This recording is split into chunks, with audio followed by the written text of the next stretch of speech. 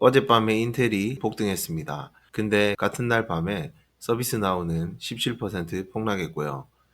세일즈포스는 실적 발표도 안 했는데 8% 빠졌습니다.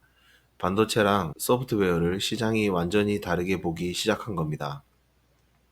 그리고 오늘 트럼프 대통령이 이란이랑 좋은 소식이 있을 거라고 했습니다. 이 세 가지가 오늘 여러분 계좌를 움직일 핵심 변수입니다. 데이터로 들어가겠습니다.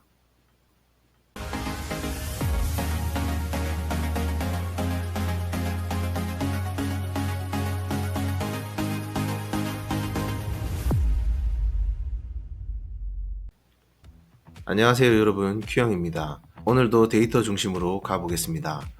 화면에 보이시는 게 이번 주 미국 주요 일정입니다. 어제 4월 23일 목요일 밤새 실적 발표가 연달아 터졌습니다.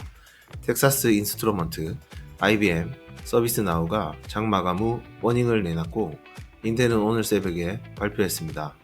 결과가 어땠는지는 잠시 후에 자세히 짚어드릴게요. 오늘 4월 24일 금요일 4월 미시간대 소비자 심리지수 확정치가 나옵니다. 이러한 전쟁 이후에 미국 소비자들이 경기를 얼마나 나쁘게 체감하고 있는지 보여주는 데이터예요. 다음 주 FOMC를 앞두고 금리 방향 가늠하는데 중요한 숫자입니다. 그리고 오늘이 트럼프 대통령이 이란과 좋은 소식이 있을 거라고 언급했던 바로 그날입니다. 이 뉴스가 나오느냐 안 나오느냐에 따라 오늘 장 분위기가 완전히 달라질 수 있습니다. 다음 주는 FOMC, 빅테크 실적, 연준이 금리 결정할 때 가장 중요하게 보는 PC 물가지수에 ISM 제조업 PMI까지 한 주에 다 몰려 있습니다. 2026년 상반기 최대 변동성 구간이에요. 다음 주를 절대로 그냥 넘기시면 안 됩니다. 매크로 먼저 짚겠습니다. 지금 이 시장을 움직이는 가장 큰 변수는 중동입니다. 표면은 협상이고 속내는 전쟁인 상황입니다. 냉정하게 짚어드리겠습니다. 화면에 트럼프 대통령 트루스 소셜을 보면요. 트럼프 대통령이 이란 지도부가 통일된 제안을 내놓을 때까지 휴전을 연장하겠다고 밝혔고 오늘 좋은 소식이 있을 수 있다는 메시지를 내보냈습니다. 시장은 이걸 평화 신호로 읽고 싶어 하죠. 근데 실상은 전혀 다릅니다. 이란 혁명수비대 IRGC가 트럼프의 일방적인 휴전 연장 선언을 인정할 수 없다면서 호르무즈 해협에서 선박 3척을 연이어 납포했습니다. 말로는 휴전인데 해상에서는 군사행동이 동시에 벌어지고 있는 겁니다. 더 심각한 건 이겁니다. IRGC랑 연계된 이란 타스님 통신이 페르시아만 해저 인터넷 케이블이랑 클라우드 인프라를 상세하게 지도하면서 이 지역 디지털 기반 시설이 이란의 공격 대상이 될 수 있다는 걸 시사했습니다. 유가만 문제가 아니라 인터넷 인프라까지 위협받는 상황이 된 겁니다. 자, 유가 차트 보시면요. 유가가 100달러를 다시 넘는 순간 연준의 금리 인하 기대는 물 건너가고요. 나스닥은 또 한 번 흔들립니다. 그리고 여기서 중요한 포인트가 하나 더 있습니다. 어제 서비스나우 실적에서 나왔던 얘기 기억하시죠? 이란 전쟁 때문에 중동계약 체결이 지연됐다고 했잖아요. 유가만 오르는 게 아니라 기업 실적까지 직접 갉아먹기 시작한 겁니다. 지정학 리스크가 이제 매크로를 넘어서 마이크로, 즉 개별 기업 실적까지 파고들고 있다는 걸 꼭 인지하셔야 합니다. 그렇다면 오늘은 어떻게 볼 것이냐? 월가 대부분은 이란 관련 부정적 뉴스로 일부 조정은 나타날 수 있다고 하지만 전반적인 시장 상승세는 이어질 것이라고 보고 있습니다. S&P 500 기업들의 2026년 주당 순이익 전망치가 지난주에 18%까지 올라갔거든요. 지정학은 변수지만 펀더멘탈은 살아있다는 얘기입니다. 오늘 이란 협상 뉴스가 긍정적으로 나오면 유가가 빠지면서 시장이 반등하고요. 반대로 협상이 틀어지면 유가 급등과 함께 오늘 장이 출렁일 수 있습니다. 어제 실적 발표 결과를 한 줄로 요약하면 이겁니다. 반도체는 폭등, 소프트웨어는 폭락, 시장이 두 섹터를 완전히 다르게 평가하기 시작했습니다. 인텔 먼저 보겠습니다. 자, 인텔 주가 보세요. 시간에서 16% 올라와 있죠. 어닝 숫자 보면 1분기 주당 순이익 EPS 0.29달러입니다. 월가 예상치가 0.01달러였어요. 0.01달러 예상했는데 0.29달러가 나온 겁니다. 거의 30배 수준입니다. 매출은 136억 달러로 예상치 123억 달러를 훌쩍 넘겼고요.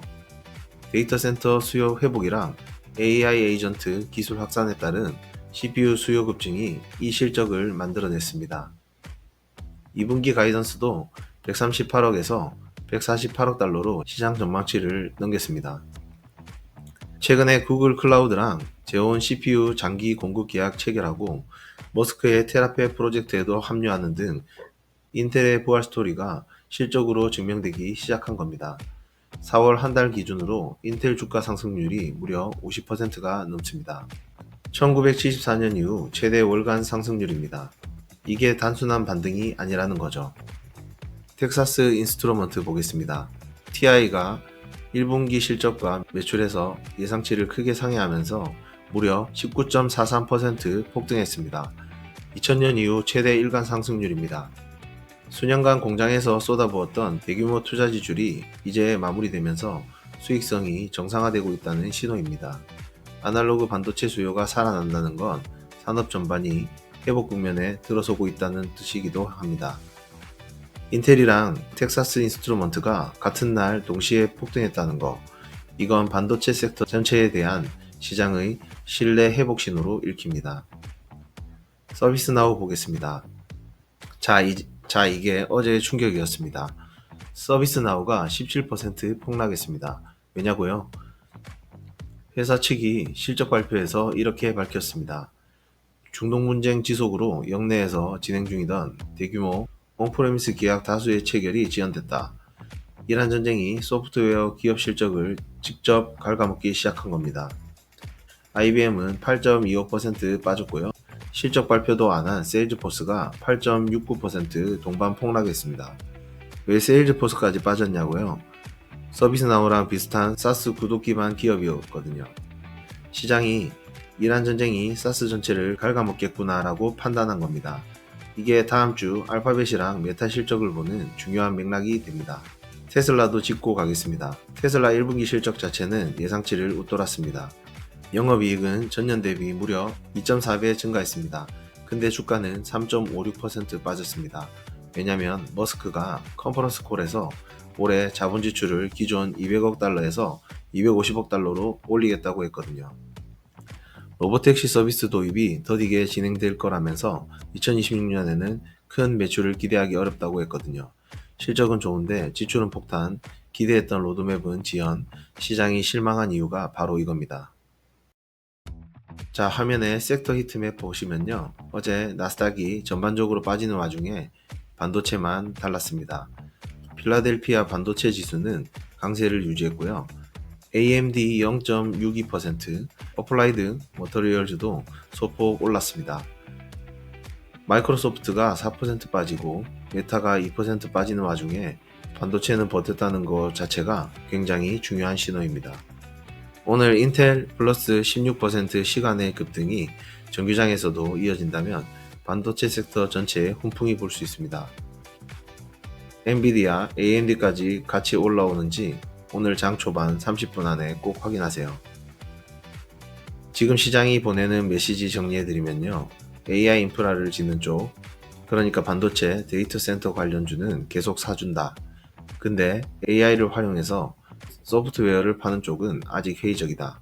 이 구도가 다음 주 빅테크 어닝 시즌까지 그대로 이어질 가능성이 높습니다. 머릿속에 새겨두세요. 여러분, 다음 주 일정 날짜별로 하나하나 짚어드리겠습니다. 솔직히 말씀드리면 이번 주는 맛보기였습니다. 진짜는 다음 주입니다. 다음 주 월요일 4월 27일입니다. 실적 발표가 시작돼요. 버라이존이랑 도미노피자가 장전에 어닝을 내놓습니다. 버라이존은 통신 소비 지표로, 도미노피자는 소비자 체감 경기 지표로 읽히는 종목들입니다. 이란 전쟁 이후 미국 소비가 실제로 얼마나 버티고 있는지 힌트를 주는 숫자들입니다. 그리고 무엇보다 다음 날부터 FOMC가 시작되기 때문에 월요일부터 이미 시장이 포지션 조정에 들어갑니다. 프리마켓부터 긴장감이 올라오는 구간입니다. 다음 주 화요일 4월 28일입니다. FOMC 회의 첫날이에요. 장전에 코카콜라, UPS, 스포티파이가 장 마감 후에는 비자, 스타벅스, T모바일 실적이 나옵니다. 코카콜라랑 스타벅스는 소비자들이 고물가 속에서도 지갑을 열고 있는지 보여주는 바로미터입니다. 비자는 미국 전체 카드 결제 데이터를 갖고 있어서 소비 트렌드를 가장 빠르게 반영하는 종목이고요. UPS는 물류 수요를 통해 기업 간 거래 경기를 보여줍니다. 이 숫자들이 동시에 나쁘게 나오면 이란 전쟁이 미국 소비를 실제로 갉아먹고 있다는 공포가 시장에 퍼질 수 있습니다. 그리고 같은 날 한국 시간 밤 11시에 컨퍼런스 보드 소비자 신뢰지수도 발표됩니다. 다음 주 수요일 4월 29일 이날이 올해 최대 이벤트입니다. 미국 현지 시간 오후 2시에 FOMC 금리 결정이 발표됩니다. 한국 시간으로는 목요일 새벽 3시입니다. 파월 의장 기자회견은 미국 현지 오후 2시 30분, 한국 시간 목요일 새벽 3시 30분부터 시작됩니다. 시장은 동결을 기정사실로 보고 있는데요. 중요한 건 숫자가 아니라 파월이 무슨 말을 하느냐입니다. 이번엔 점도표가 없는 회의라서 성명서 문구 한 줄 한 줄이 훨씬 더 예민하게 해석될 수 있습니다. 유가가 아직 불안한 상황에서 파월이 금리 인하 시그널을 줄 수 있느냐 없느냐, 그게 핵심입니다. 그리고 파월 기자회견이 끝나고 미국 현지 시간 오후 4시 이후 한국 시간으로는 목요일 새벽 5시에서 6시 사이에 마이크로소프트, 알파벳, 메타, 아마존 빅테크 4개 실적이 동시에 쏟아집니다. 하나라도 크게 실망스러우면 그날 나스닥이 크게 흔들리고 다 잘 나오면 어닝 랠리가 한 번 더 터집니다. 수요일 밤에 알람 맞춰두세요. 다음 주 목요일 여기서 끝이 아닙니다. 전날 밤 FOMC 파월 기자회견 여운이 채 가시기도 전에 이날 밤 애플 실적이 발표됩니다. 아이폰 17 사이클 수요랑 서비스 매출이 핵심이에요. 그리고 같은 날 한국 시간으로 밤 9시 30분 미국 1분기 GDP 속보치가 발표됩니다. 지난 4분기 GDP가 0.5%로 충격적으로 낮게 나왔었는데요. 이란 전쟁과 에너지 비용 충격을 고스란히 맞은 1분기 숫자가 어떻게 나오느냐에 따라 미국 경기 침체 우려의 향방을 결정합니다. 그리고 이날 가장 중요한 지표가 하나 더 있습니다. 바로 PCE 물가지수입니다. 연준이 금리 결정할 때 가장 중요하게 보는 물가지표가 바로 이 PCE거든요. CPI보다 연준이 훨씬 더 비중 있게 보는 숫자입니다. 여기서 물가가 예상보다 높게 나오면 금리 인하 기대가 한 번에 꺾일 수 있습니다. 다음 주 전체 일정 중에서 가장 중요한 숫자라고 봐도 과언이 아닙니다. 여기서 고용비용지수 ECI까지 같이 나옵니다. 임금 압력이 살아있으면 연준이 금리를 더 오래 묶어둘 명분이 생기는 거고요. 다음 주 금요일 5월 1일 ISM 제조업 PMI가 발표됩니다. 미국 제조업 경기를 보여주는 핵심 선행지표인데요. 이란 전쟁 이후 제조업 가격지수가 2022년 이후 최고치를 찍고 있거든요. PC 다음날 바로 나오는 숫자라서 물가 압력이 제조업까지 번졌냐를 확인하는 지표가 될 것입니다. 목요일 PC 충격이 남아있는 상태에서 여기서도 가격 압력이 나오면 시장이 한 번 더 흔들릴 수 있습니다. 정리하면 수요일 밤부터 목요일 새벽까지 FOMC 결과와 빅테크 4개 실적이 동시에 터집니다. 목요일에 PCE, GDP, ECI, 애플까지 연달아 나오고 금요일엔 ISM 제조업 PMI까지 대기하고 있습니다. 이번 주 수요일 밤부터 금요일까지 하루도 쉴 틈이 없어요. 반드시 챙기시기 바랍니다. 오늘 밤 잠들기 전에 딱 3가지만 확인하세요. 첫 번째, 트럼프 이란 협상 뉴스입니다. 오늘이 좋은 소식 기대 구간이라고 했죠. 협상이 진전되면 유가가 빠지고 주말 선물 시장이 올라옵니다. 결렬 소식이 나오면 반대입니다. 오늘이 첫 번째 변수입니다. 두 번째, 인텔 정규장 흐름입니다. 시간에 플러스 16%가 정규장에서 얼마나 유지되느냐가 오늘 반도체 섹터 전체 방향을 결정합니다. 엔비디아, AMD까지 같이 올라오는지 장 초반 30분 안에 확인하십시오. 세 번째, 미시간 소비자 심리지수입니다. 화면에 investing.com 경제 캘린더 보시면 오늘 발표 예정으로 나와 있죠. 숫자가 예상보다 나쁘게 나오면 소비 침체 우려가 커지면서 인하 기대가 다시 살아날 수 있습니다. 반대로 예상보다 좋으면 연준이 더 오래 버틸 명분이 생깁니다. 어느 쪽으로 나오든 다음 주 FOMC에 직접 영향을 주는 숫자입니다. 로버트 실러 교수의 KF 지수가 여전히 40선 부근에서 경고를 보내고 있습니다. 화려한 실적 기대에 취하기보다 오늘 이 3가지 데이터를 차분히 확인하고 대응하는 자세가 필요한 시점입니다. 투자의 책임은 언제나 본인에게 있으며 오늘 분석은 참고 자료임을 말씀드립니다. 다음 주 마이크로소프트, 알파벳, 메타, 아마존, 애플 실적이랑 FOMC 결과까지 빠짐없이 분석해서 돌아오겠습니다. 오늘 영상이 도움이 되셨다면 구독, 좋아요, 알림 설정 부탁드립니다. 댓글로 오늘 시장 어떻게 보시는지 남겨주시고요. 지금까지 규영이었습니다. 감사합니다.